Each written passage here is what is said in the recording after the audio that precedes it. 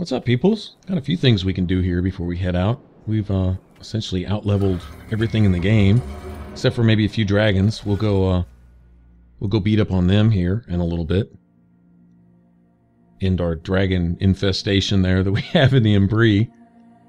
They have a whole a herd of dragons nesting just across the street there, or across the bridge. Yeah, we'll go take care of that problem for them. I did kind of want to mess with these Astrarian puzzles here. I kind of want to see what the reward is, just really out of curiosity. I haven't been like going to the wikis and stuff to go look, you know, where's this and where's that type thing. I kind of want to find it for myself. If I hear rumor of a particular item and in my wanderings I never come across it, I might go ask, hey, where is that? You know, I've never seen it. But other than that, I've been trying to do everything in the blind on my own. And, you know, stuff like this, if I can't use this item now, which I can't really see finding anything above and beyond what I already have for this character, except for the Ornate Battle Axe schematic, which is just never, ever going to give that to me. Unless I'm not playing a warrior, then it'll give it to me when I'm, like, level 2. But if I'm playing a warrior, I can't ever have it, apparently. But, other than that, I can't see anything that would really benefit my build any more than what I've got right now. I'm cool. I mean, we're kind of running over stuff as it is, so there's no desperation to find any better gear. We can help these refugees solve their Freeman and Red Templar problem. I'll tell you that. He did tell us that the Freemen were working with the Red Templars, so if we hack through them, we'll find our real enemy. And so I'm like, all right, we can do that. Help them out in the process, so that's a good thing. I ran across a dozen of them here, and I believe this is their main base here in the Emerald Graves. And once we do this, we'll end at least that part of their problem. You know, war comes in and ravages the area, and then the poor stragglers that are left behind, homeless and whatever, then they get picked on by these pieces of crap. Not a good situation at all, so it's nice to be able to come in and give them a hand with this type of thing.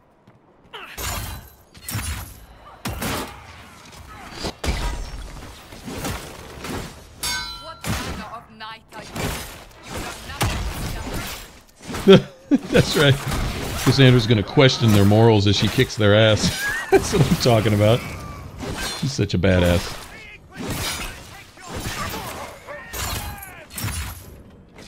She's almost like my Garrus. Although I wonder if she'll be in sequels to this game. I hope she... really no one's like Garrus. Garrus is like with you through the, you know, the long run. Down. He was down just from beginning to end.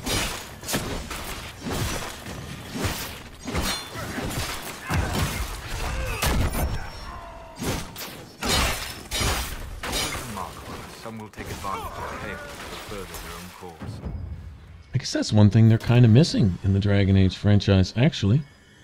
You're smirking again, like in that fight before. What's so funny? The simplest spell had you white as a sheet. I've shrugged off worse in practice.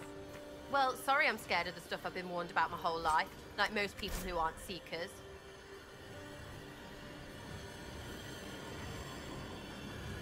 Okay, there's proof. They were definitely dealing with the Templars, so he told us the truth in that regard. I apologize. I could help if you're willing. No, I have things to do. You can help by standing in front of me. That I can do. Now see, the companion dialogue, man, you learn more about your followers in just traveling around than you do talking to them face to face back at base camp, I think.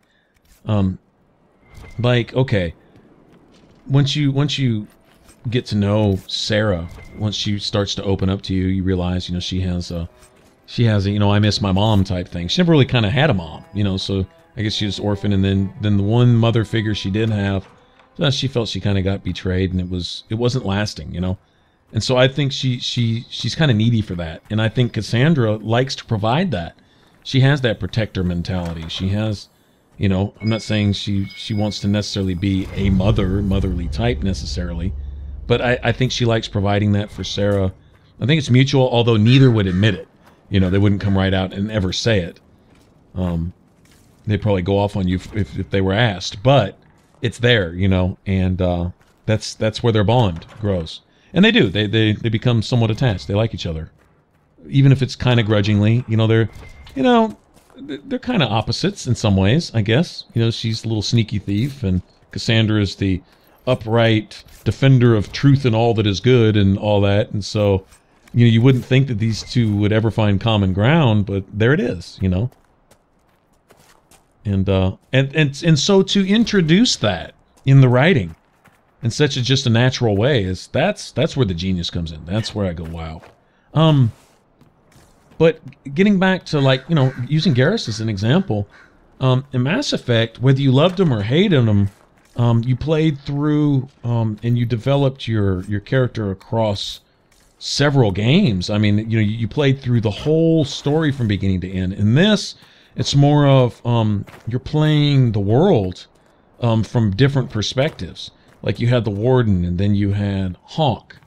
All right, and now we have an Inquisitor, and I wonder if we're going to have specifically a Templar character at some point, right? But although the Templars may be a thing of the past type thing, unless they go back and they do prequels, you know, Dragon Age past. From what I understand, they're leaning that way with this DLC that came out. From what little I've heard about it, I'm trying not to hear anything about it to prevent spoilers and stuff, because, you know, of course, it's being the Xbox thing. We won't see it for a month or some crap like that. Whatever. But I think that's stupid on EA's part, but it is what it is. But maybe there'll be some of that. Go back and to way back when, the founding of the Wardens or early Wardens, or a Legion of the Dead specifically. And I'm not saying necessarily... Well, I guess that would require you to be stuck as a dwarf. But, you know, in Dragon Age 2, they had us stuck as the champion. I don't mind them doing that if it fits into their whole overall, you know, grand scheme of things. Their big picture view of the franchise and where, you know, exactly how they're going to do it. I'm kind of wondering if they're not going to be giving us perspectives. Because that's what we've gotten so far. I mean... you know, now the Inquisition, it could be said that we're kind of getting a hint of both Templar and Chantry in this. Regardless of what role you play, it allows you to still be a mage or a rogue or a warrior or whatever, but you get to, you know, because, I mean, the Inquisition is essentially where, you know, Chantry and Templar and Seeker and stuff kind of came from, right? They were essentially hand in hand. So, I don't know. You know, this may be giving you that. I can't see them ever making an action combat game out of having a Chantry origin, unless you become Renegade Ninja Priest or something. But, like, you know, I don't know. But maybe it is. Maybe it's a whole perspective thing. But with Mass Effect, you had continuity, which is something that wasn't here, and it was something they really knocked about Dragon Age 2. But once again, I think that was how can I say this without offending somebody? Well, shit, you can't say anything today without offending somebody, so I'll just say it. I would say short-sighted, very short-sighted in a lot of the criticism, and of course I'm gonna lean towards defending Dragon Age 2 in so many different ways anyway, because I believe, not like I have some superior insight that nobody else has type of thing, but I have an appreciation for the game that I cannot accept is unfounded. I just can't accept that. I can't accept that I alone only see something of value there where absolutely the rest of the world sees it as garbage. I'm not getting that, and I don't think it got quite that much hate. But I think it got hate that wasn't, I think this would be fair to say. Dragon Age 2 got hate that wasn't really directed at the game. It was directed at EA and the people there, and the lack of communication with the fans and the lack of care and concern for the fans from some corporate sharks running the thing who weren't even gamers. You know, your big top CEOs there, their true colors eventually spread out, and it's like pouring dye in water. You know, it eventually kind of corrupted the whole. Is their get everything you can at the expense of the people, right? Without letting them know that we really just think they're tools to be used for their wallets, right? That eventually became so clear that there was no way they could disguise it anymore, right? I mean, the practices were it was to the point of corrupt. Look what they did to what were they called? Big Huge Studios? Whoever made Kingdoms of Amalur, they destroyed them. They bankrupted them. They destroyed them. And that could have been a franchise that I'm not going to say it would have compared with necessarily the Elder Scrolls or, you know, Mass Effect or Dragon Age or Fallout or something, but it could have been right up there in lines with, like, say, a Fable type franchise or something, at least, you know. at least a second tier top tier game, you know. And it was they bled it before it had a chance to grow. They killed the golden goose essentially to see if it had an egg hiding inside, and just destroyed the whole thing, and left everyone else holding the bag. Some people were bankrupt because of that. People didn't get paid. People had to file bankruptcy. People's, you know, their families were put in jeopardy. I mean, and they covered it with a lot of legalese, so they couldn't go to jail for it. But EA probably should have gone to jail for what they did to that studio. Anyway, just not my opinion, just observation, nothing else. But anyway, so that was their practice and that was right there in that period of time. And so Dragon Age 2 comes out there, and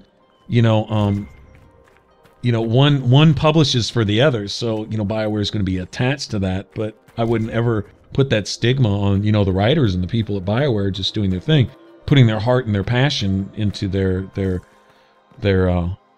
games. And I mean, it's obvious there. Like their games or not, you have to respect. Well, you don't have to, but I can't see not respecting their just the amount of passion and heart they put into it, the thought and the care with each line of dialogue, with each bit of writing, with whatever, how they develop the characters, and the ability that they create characters that you can love and hate so passionately, so thoroughly, that it can result in debates out here in the world, amongst in the BioWare community and stuff.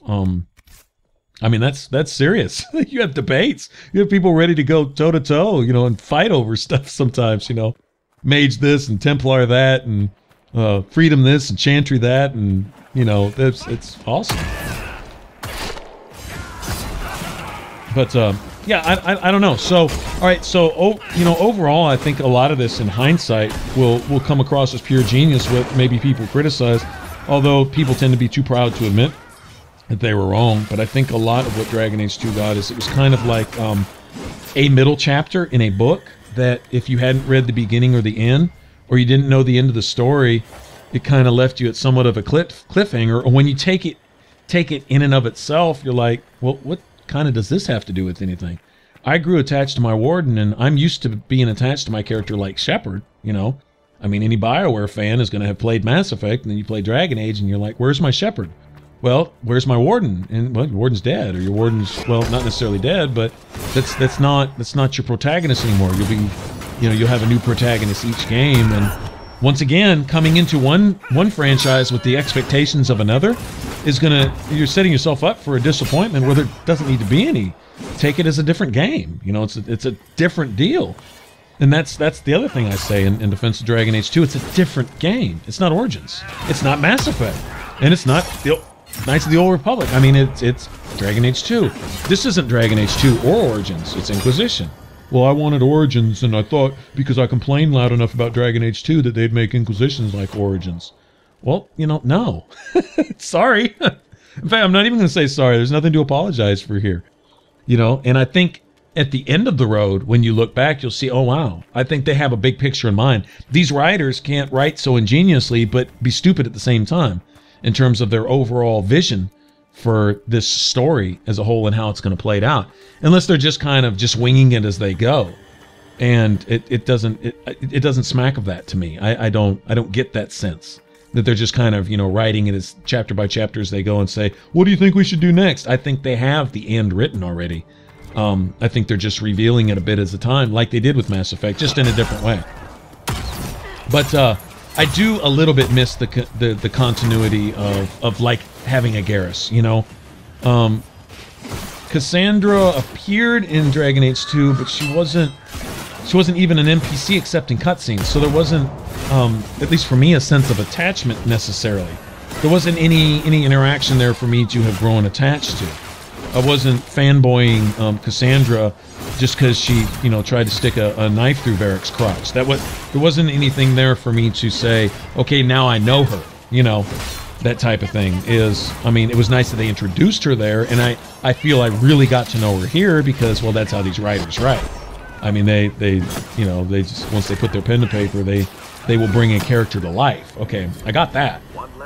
But will I have a history to draw of? It's like how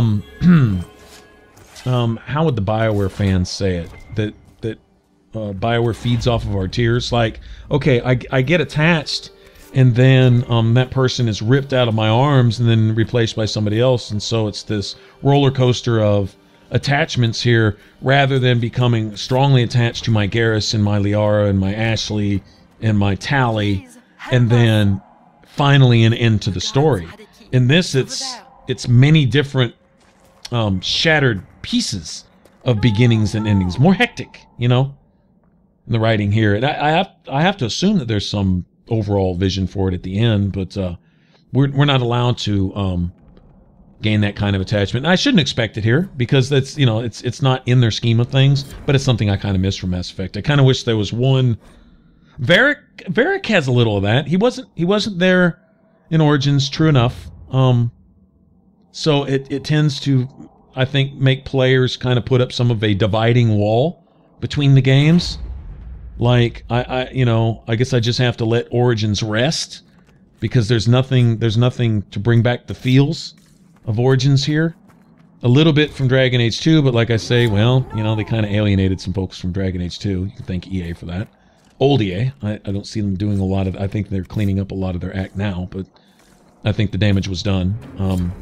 So it's kind of hard for people to bring in a lot of sentimental attachment from Dragon Age 2 characters, considering the attachment wasn't there in the first place for Dragon Age 2 in and of itself. For those who did love Dragon Age 2 like myself, then, well, Varric is great to have here, because there is that sense of some connection to a previous game, you know, that I can kind of carry over into this one, and I can say, yeah, that's my buddy. This is my buddy that I knew, you know, he's got my back type thing. And he's got that for me, but I can see some players not having that because they didn't give Dragon Age 2 any time. You have it. Please open the door. I can't stand it in here another second.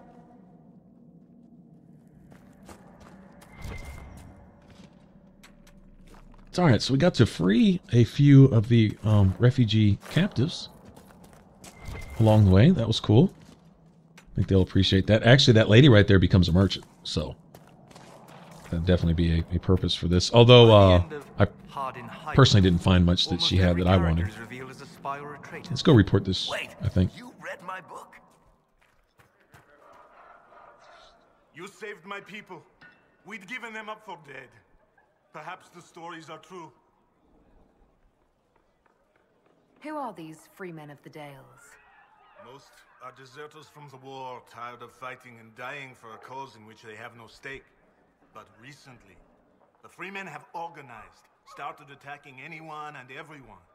Their new leaders are driving them to take the Dales for themselves. What is your opinion of the Civil War? When I quarrel with my cousin, wine is spilled. Perhaps someone loses a tooth. When Celine feuds with hers, a country is torn apart. It's over now. But it will take years to recover from the damage. Tell me about your people. Simple people. Most have lost family. All have lost their homes. I found a few, helped them, found this cave for shelter. Word spread and more came. Even with the war over, some are afraid to leave. Where will they go? I need to be going. Be safe. All right. Do we see a pattern here? All right, I think it's some dragon hunting time. Notice I kind of skipped ahead. This is essentially the short version. A lot of the Emerald Graves, as pretty as it was, and I agree with one of the viewers. Maybe it was Orange Demon Fox. Maybe it was you. Somebody said that the Emerald Graves were their favorite place. And I have to agree. It was really nice. It reminded me a lot of the Forbidden Oasis part. You know, very cool. Especially when you got around, like, you know, the little stream that runs through the place and what have you. Very cool. But other than that, and other than Fade Rifts, that was, you know, was about it. It was more of the same. Magic shards and Fade Rifts. Although Haunted House was very cool. That was pretty cool. Now we're going to test our metal on these dragons here. This dragon surprised me, not only building guard, but calling in children also. And all these dragons deserve a Worst Mother of the Year award for dragging their babies in with them. I mean, don't you want anyone to carry on the family line? Anybody left? I guess not.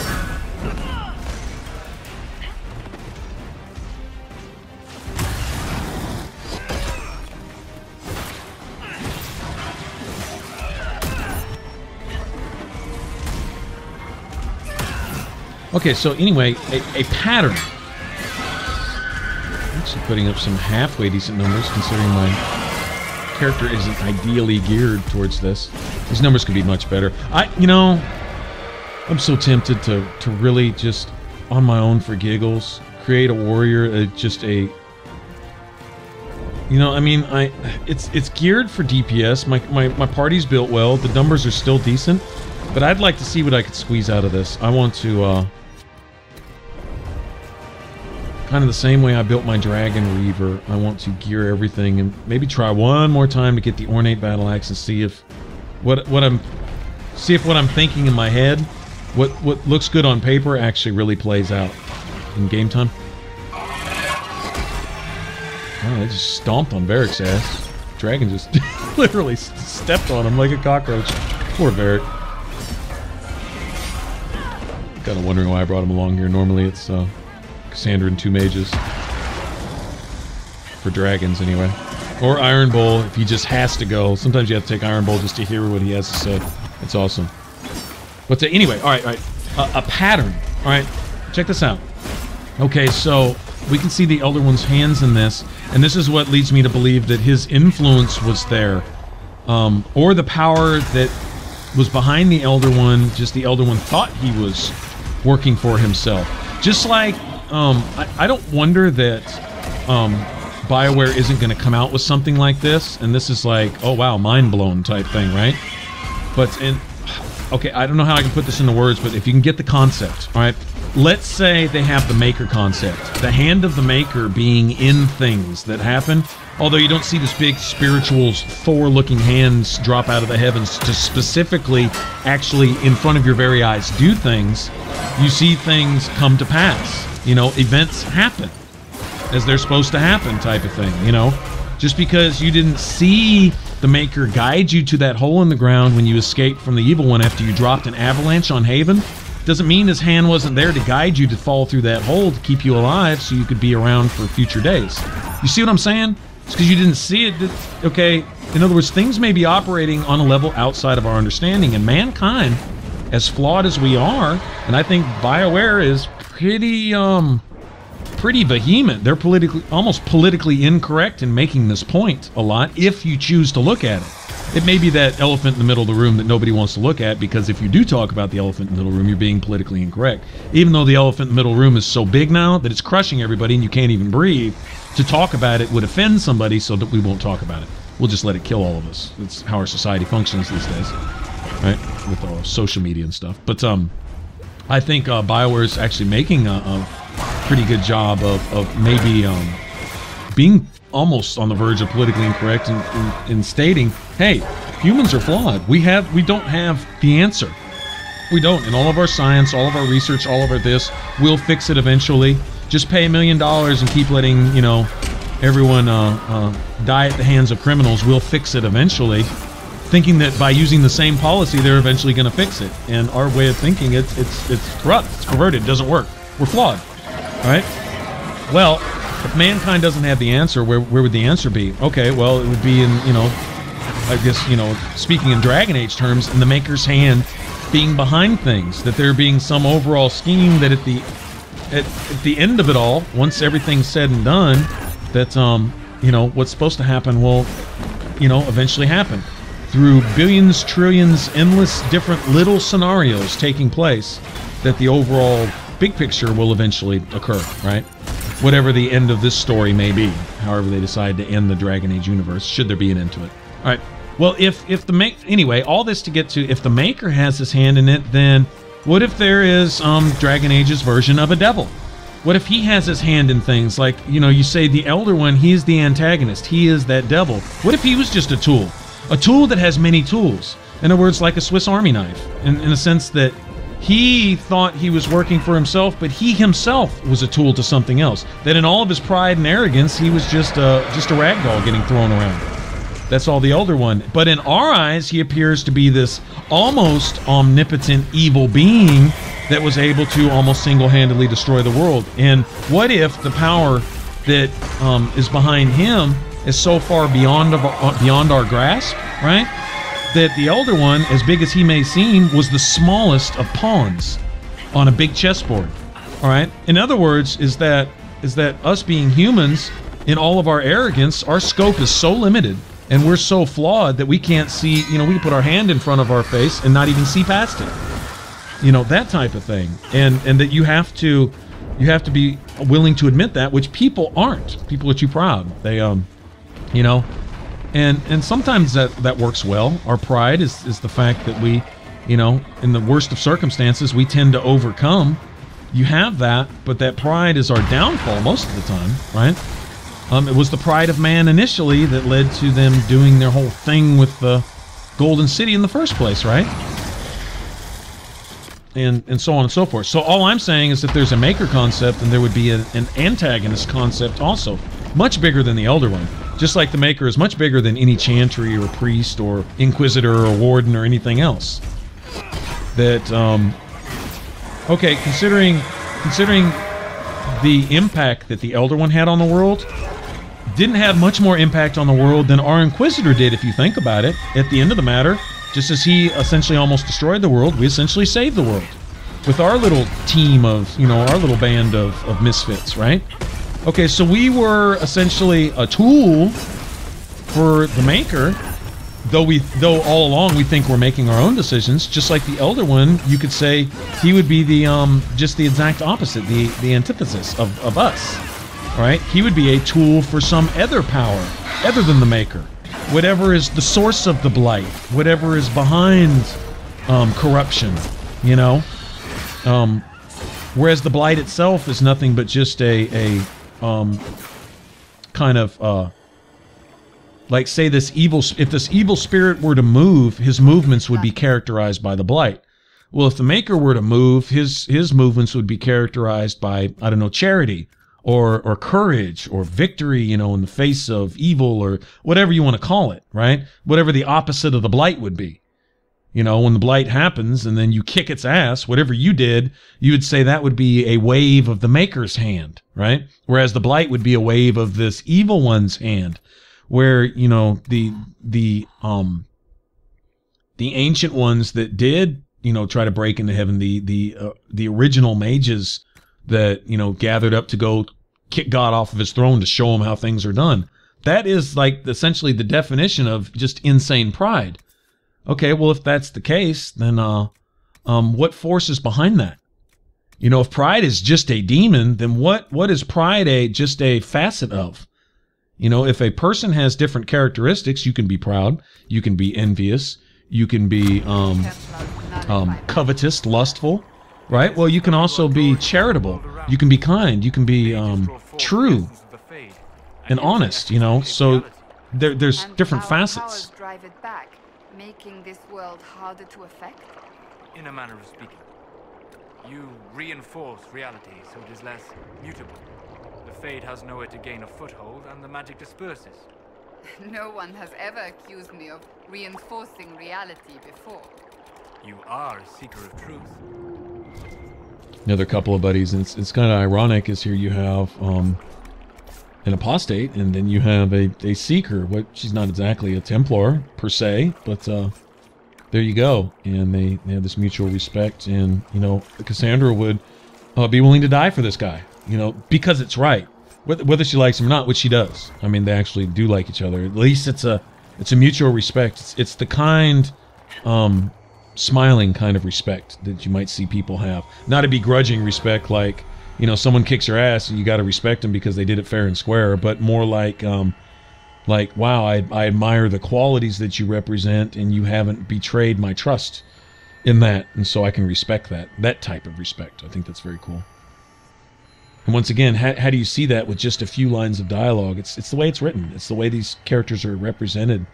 It's the way they carry themselves, and the way you get to know them, and the different little insights, the little quirks in their character too. Even Solus has his. As solid of a statue as he would like to be, you know, there are little chinks in his armor. There are little cracks in the stone here and there where you see them, and it bothers him that he's not perfect. I would think he would consider himself almost a deity in a sense, almost what would you say, divine in his wisdom or something. in a humility that's only surpassed by the Maker himself type thing, and then find out that, yeah, maybe that's not so. Maybe he's just human or elven like the rest of us, you know. Anyway, whatever. It's just really cool that you can learn so much about some of these characters with so little. Alright, so this is supposed to be the supreme ultimate badass of the game, or something. It's the highest level dragon, I believe. And so, this is level 23 dragon, and we're level 22 coming in here. I think the whole party's 22. Yeah, he, wow, one-shotted the crap out of how? Oh, I one-shotted Cassandra. Oh, sorry. My bad. Giving the dragon credit there, I'm gonna say, okay, well, just by walking in here you died, huh? Didn't say much for my tank. I thought we'd start off on a good note, and I'd just go ahead and one-shot Cassandra from behind. Hey, wake up. Whoops. Gotta assume this dragon's armor rating is gonna be pretty high, so it'd be nice to see our numbers that we put up. Well, those, I don't know if these are the net numbers before or after armor. Like if it says 1,000, if that's the actual damage getting through, or if that's just the damage we're doing and then it's going to be mitigated after that. I think what we see is the final numbers. Because I've against really high armored opponents, I put up, you know, hundreds, where against lightly armored opponents I put up thousands with the same setup. So I'm assuming these are true numbers that we're seeing here popping up. I'm trying to use them as a reference anyway.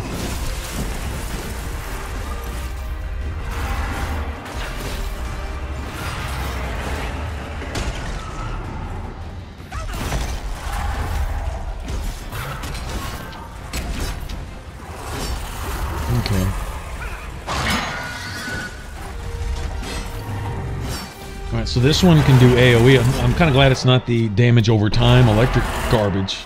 That was annoying. Much less annoying for ranged characters. Much less annoying, I imagine.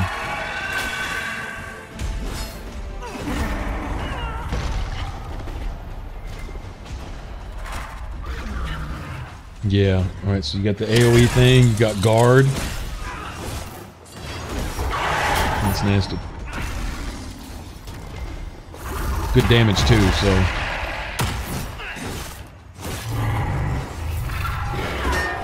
Take that.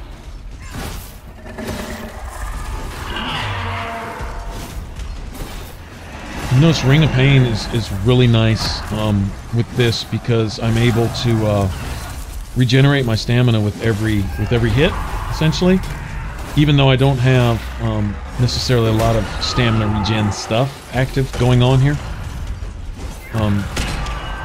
I can still keep it up to keep, because Ring of Pain will go away once your stamina runs out, which can happen if I'm not getting in, you know, solid, consistent blows. But as long as I'm hitting regular, it seems like I keep my stamina up. See, look, it's going up faster than it's going down as long as I'm hitting something.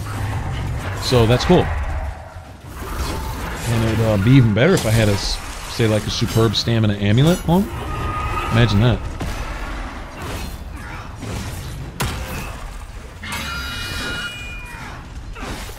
And that amulet is gotten off of the Western Approach Dragon, by the way. The Northern Hunter, I believe it's called. Whichever one that is, the Western Approach guarding that that dwarf. Well, not really guarding, but sitting in front of that dwarven tomb, that final dwarven tomb.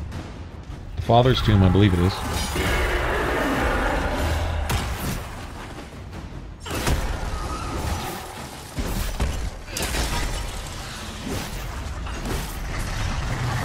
Good thing about the Reaver is once this dragon gets down to a certain percentage of health, our damage goes way up. Just simply because of a passive. I think we get I think it's a 10% overall damage increase. No, I think it's high. I think it's more like 30%. I don't know exactly where into the calculation it factors in, but anyway, it's a damage bonus. I don't really care what it is as long as it's, you know, anything's better than nothing. So we can't get some bees in this. Kind of curious what bees do to guard anyway. Or if they can eat away at health through guard. I don't know. Not sure how that works. Well, Well, I don't see the guard going down by itself, so I don't know.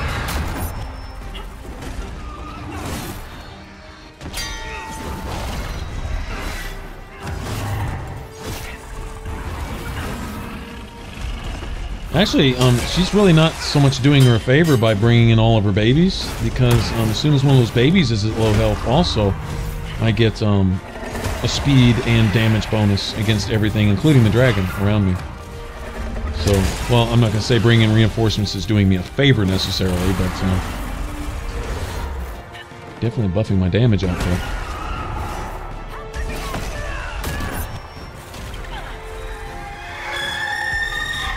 Okay, okay. She gets to call them in often. Okay, I see why everyone says this dragon is annoying, because she gets to call in reinforcements like 3 times more than any of the other dragons. Plus has the AoE stuff going on. Interesting. And she can spam all her abilities too. Yeah, okay, I get it.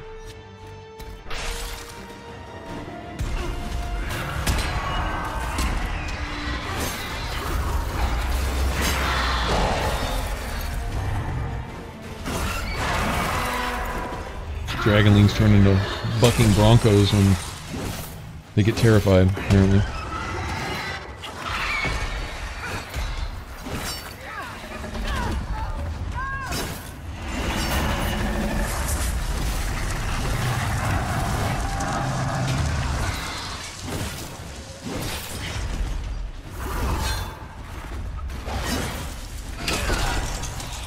Wow, okay. And there's our damage buff. I think it's kicked in. Yeah, instead of 6 and 8s, now we're pulling up almost 1,000 regular. Wow, she gets calling reinforcements again. Okay, that's a little OP'd actually. I can see people having a problem with this. I really can. That's leaning towards kind of unfair now. See how many babies you got hiding somewhere.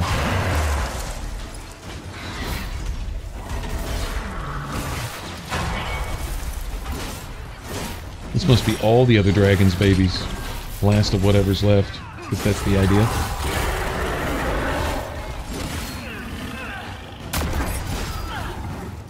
Oh wow. And she just AoE'd over, didn't she?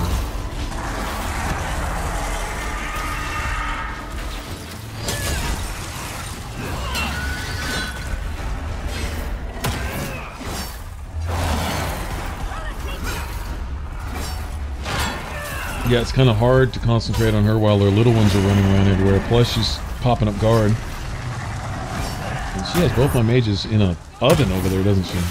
That's not cool. And we haven't done much to her health in a while. We've either been working through her guard or working through her kids. Okay, I don't think she's calling any backup while she's laying there on her ass, though. Need to do some damage while we're here.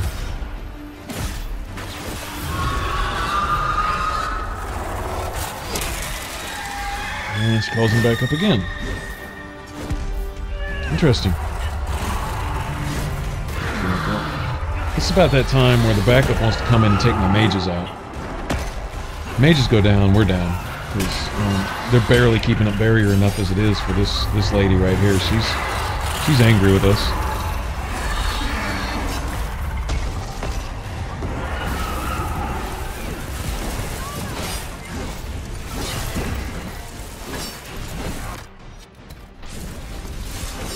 Crank up the damage a little bit. There we go. Now see, I'm thinking a Reaver that regularly starts out putting up 1500s to 2000s, and then once the passives start kicking in, I want to see regular 4,000 and 5,000 criticals. And I'm thinking numbers more along the lines of my rogue. And I'm thinking that's possible. I'm thinking with the ornate battle axe properly made, where it buffs the crap out of my critical. She's calling it back up again. As soon as you kill her kids, she calls in more now? What a... You know, this dragon's really a piece of crap. Really. What garbage. Nothing to respect about that.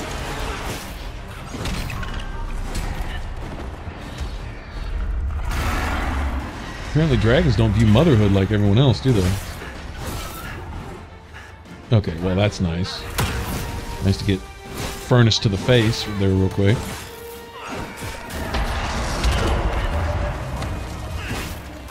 Barrier has really, really good defense against magic.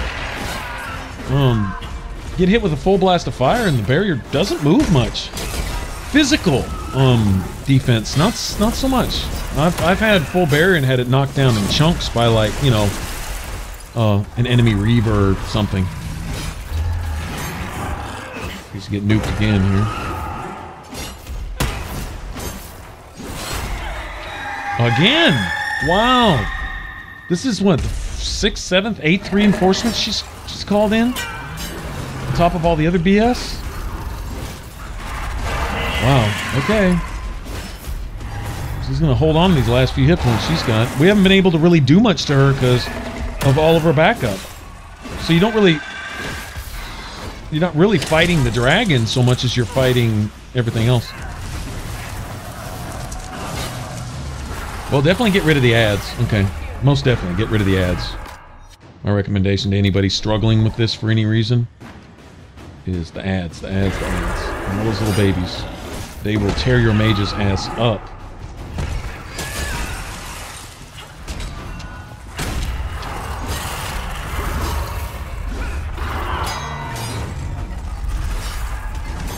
I think this was probably designed, or probably at least leans towards constantly redirecting your whole group to stand somewhere else and move around and stuff. And my whole thing is, if they're doing their job with barrier, are you serious? Okay, all right. This is crossed that line from hard to annoying, from hard to artificial difficulty. Okay, I can't kill you, so I'm gonna spam you. Oh, you had a hard time with 100 enemies, here's 1,000. Oh, you beat them, here's 10,000. Oh, you beat them, here's 100,000. Yeah, I'm not respecting that much. I'm doing okay here, but I'm still gonna complain about this one. Yeah, I'm filing a complaint with the management because this is should I go so far as to say bad design? I don't know. Finding it hard to respect this. Let's put it that way. Cheap. There you go. Cheap tactics.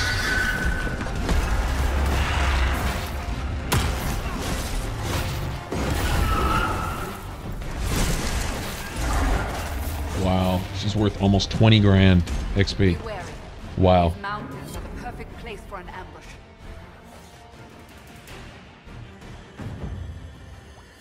Right, so there we have it.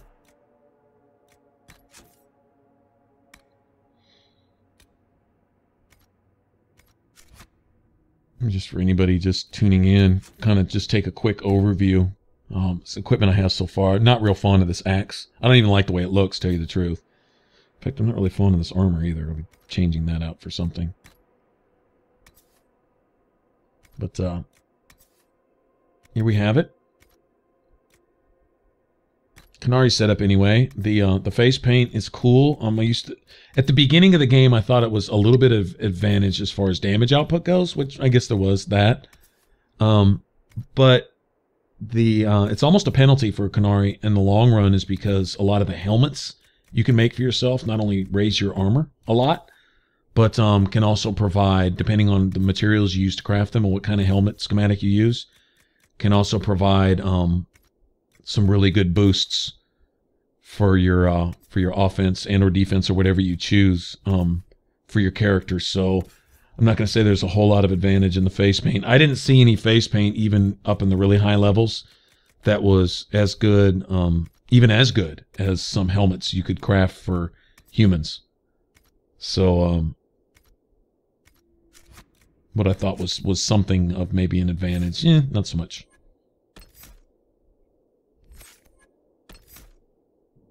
Human had one advantage in the extra skill point, and it's almost advisable because they nerfed a lot of the amulets of power now.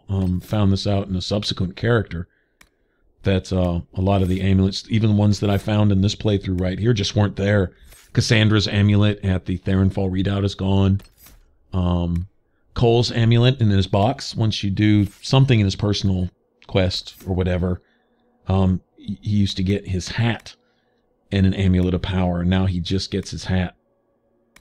And I think maybe a dagger. But anyway, no amulet there. The amulet for your main character that you used to get from completing the, what's it called? The Cold Endured or whatever. It's the cold chamber in the middle at the Forbidden Oasis in the temple. It's no longer there. And that was a point I was kind of relying on, actually, when I did my Reaver build.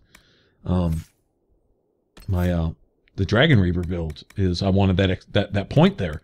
You start with an extra one as a human, and I would have had that point, and basically it would have just allowed me to get to a certain point sooner and say, okay, well, this is where I'd put these points at, you know, at this level or a little later, you know, this is where you'd be type thing, and had to wait a little bit because that amulet wasn't there. I was kind of depending on it. So apparently I figured that to balance the game a little bit, they thought taking a few amulets out would do it. I'll tell you what, I didn't see really any problem with that. As long as you're building your character right, a skill point here or there is just more of a matter of convenience. Take that stupid level cap off the enemies. If you want to balance the game back out, that's what you do. If it was getting too easy, don't think the stuff you had in place for everybody was fine. From what I could see, I think it was just the lack of challenge available. Especially if you wanted to explore a major portion of the game's content. You know, that was really where the problem was.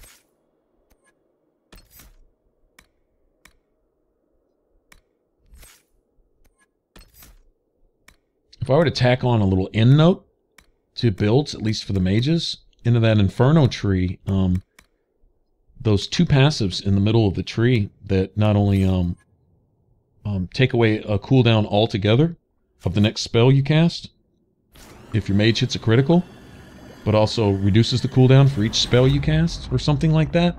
There's two major cooldown buffs that are passives in that tree that are almost smarter to take earlier than later. Those are things that I kind of tacked on to the end of my mage builds, and I'm thinking maybe doing that earlier. Keep a robe. That's actually some pretty good stuff. A few unique items from that one dragon. I guess it was worth it, all friggin' reinforcements she called in. Alright, so I think we're going to start to close the game up here after this. We at least got the dragon problem taken care of at the Emprise. Thanks for watching. If you want to subscribe, click that button over my head. More Inquisition, click the top box. For all my videos, click the bottom box. And I'll catch y'all later. Bye-bye.